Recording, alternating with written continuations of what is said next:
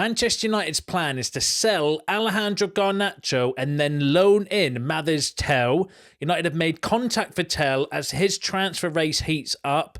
Napoli and Chelsea are both preparing to make moves for Garnacho. Angel Gomes wants to return to Old Trafford and links with Cherki.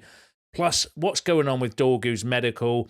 All this plus more in today's video as we run through all the latest Manchester United news and transfer news that will keep you right up to date with everything. Welcome to Man United Review. My name's Jamie. Before we get into it, smash a like on the video and let's jump straight into it. So all of the kind of noise over the last 24 hours has been regarding Mathys Tel.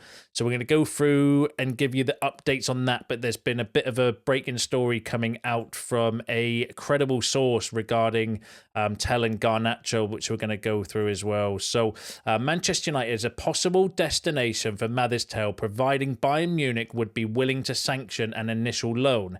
Any move from United may also hinge on the futures of Garnacho and Rashford. Now, that came from Ryan Taylor, who's a decent source.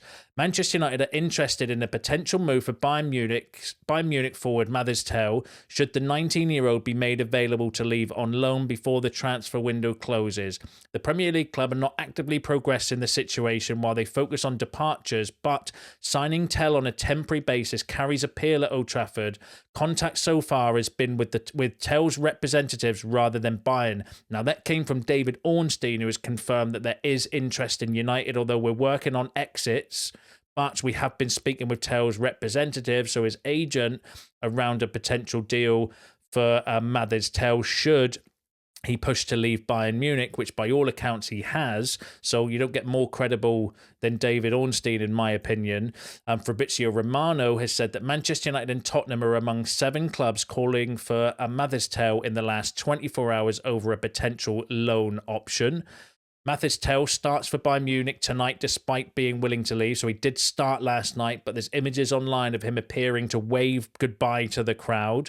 The Muppeteers said that Manchester United want to know from Bayern whether they could get a loan with option to buy for Mathys Tel. Now, that would be interesting. That would help us around financial fair play. Plus, you know, the risk with Tel is his age, you know, and he's not played that much football at Bayern.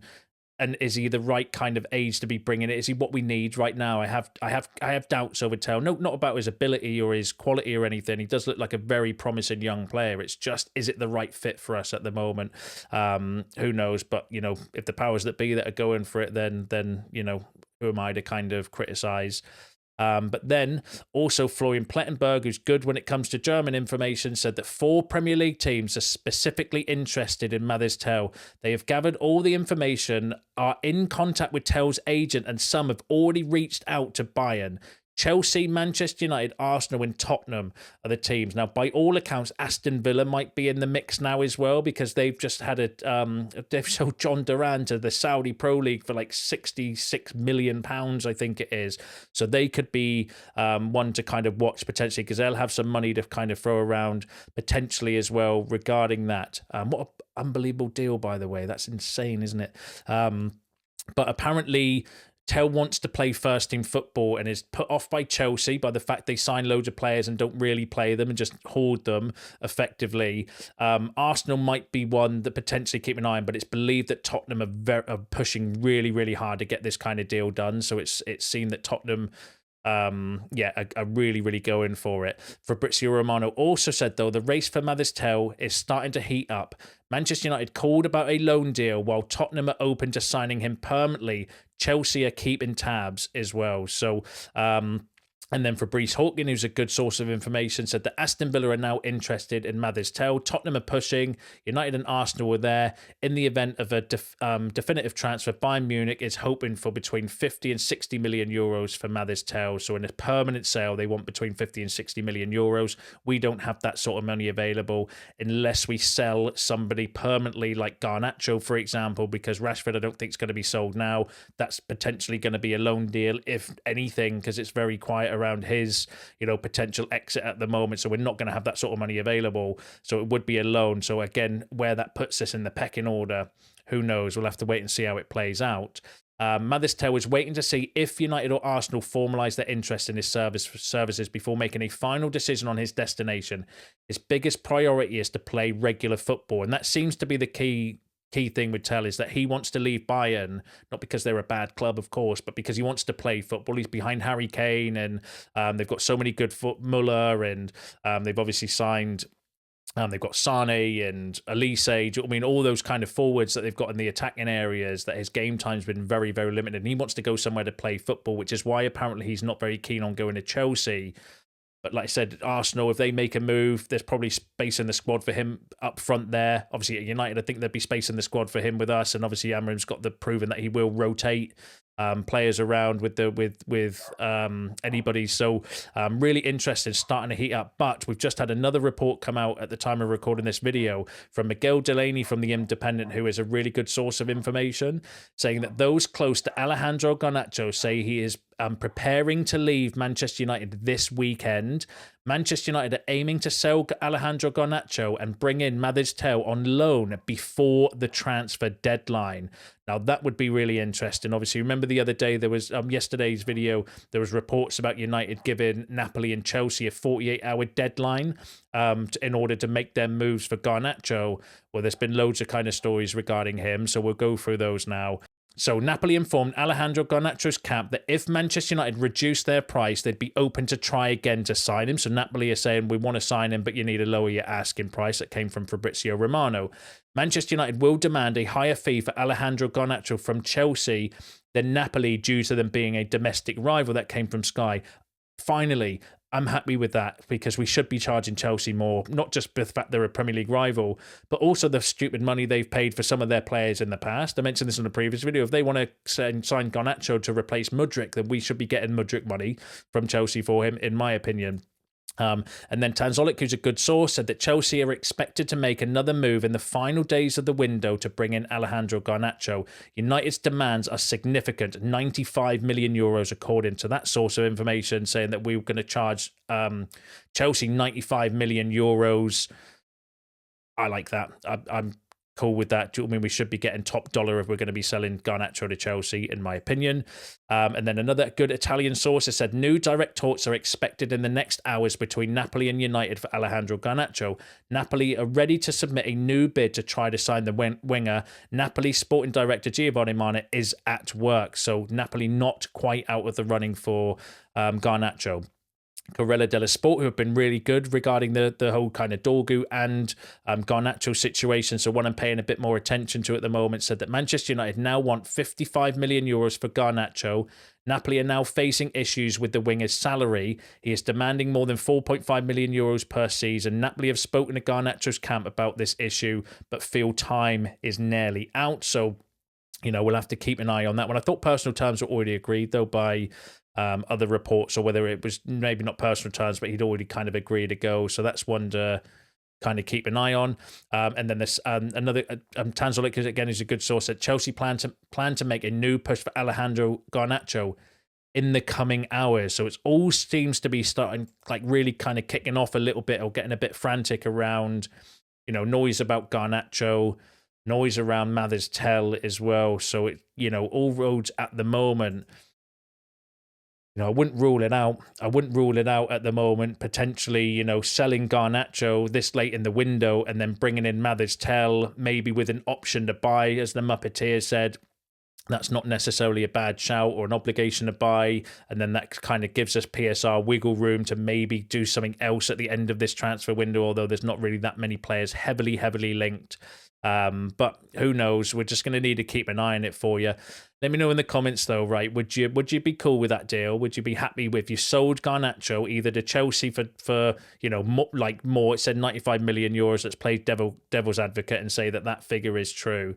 Or to Napoli, which you're probably going to be looking about 50 to 60 million euros, going off of the kind of reports, and then bringing in Mathys Tel as a replacement. Would you just be happy with that? Like, would you do that, or would you rather keep Garnacho? But let me know in the comments. Let me know what you kind of think about that deal down below. Now, another player that we can't do a news show at the moment without talking about is Marcus Rashford. I was thinking before I should get like a little jingle or something. Like, if he doesn't get sold, I might do this, make a little jingle so we can do like a daily Rashford update, because if he doesn't move this window, it's going to be all we hear about between now and the end of the season, because it's all we're talking about at the moment anyway, is Rashford. But let's go for the latest. So Amorim gave his press conference and he said the following. He said, I said I would not put any player that doesn't give the maximum. I did not say I will not play Marcus Rashford.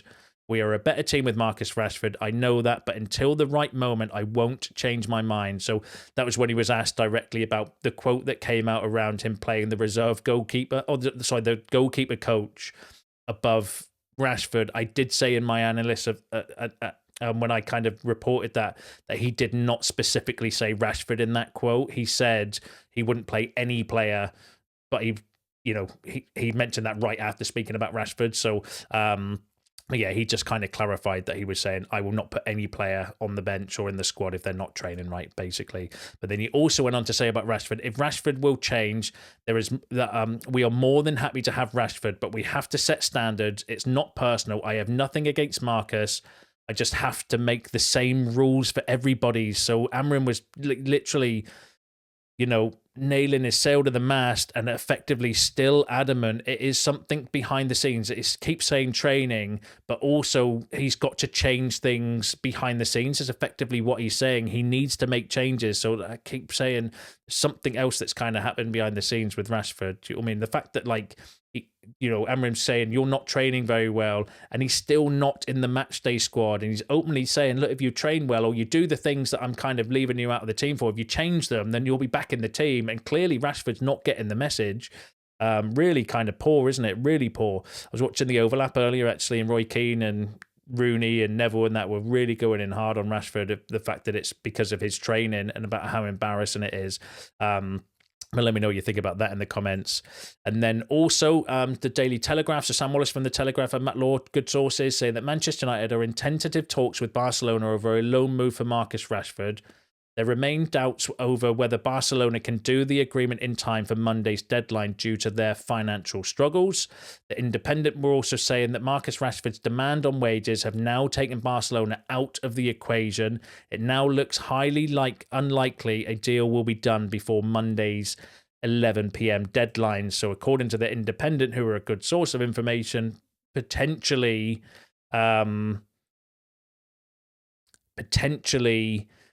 he's priced himself out of a move to Manchester, to Barcelona as well.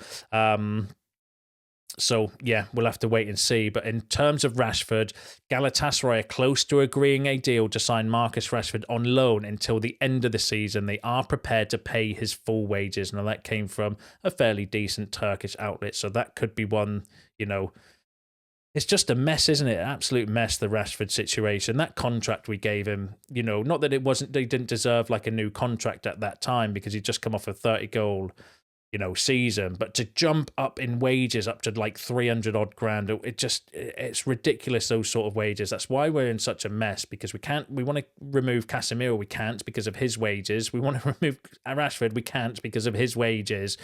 And it's just an absolute mess, isn't it? But let me know what you think about that in the comments. And let's fly through the other kind of news. So now this came from, now some of you will be happy with this because you've been mentioning him in the comments of previous videos about potentially bringing in as a forward. So Manchester United have inquired about Ryan Cherki's situation at Lyon and are keeping tabs on his situation. He is available for only 22 million euros this transfer window. He is a player, very talented player, would be, really interesting option to kind of bring in. Obviously, we would only be able to do that if we sold a Rashford or a Garnacho to get the money in.